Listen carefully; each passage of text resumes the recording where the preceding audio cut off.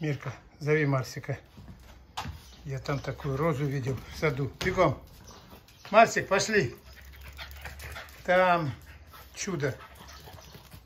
Вас это должно заинтересовать. А я сегодня иду. Рыбу покормил. А там такая роза.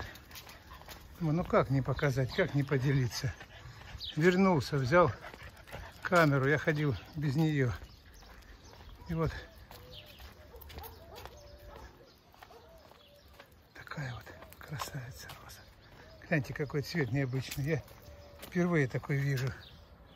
Что это такое? Какой нежный розовый цвет. А? Это для тебя.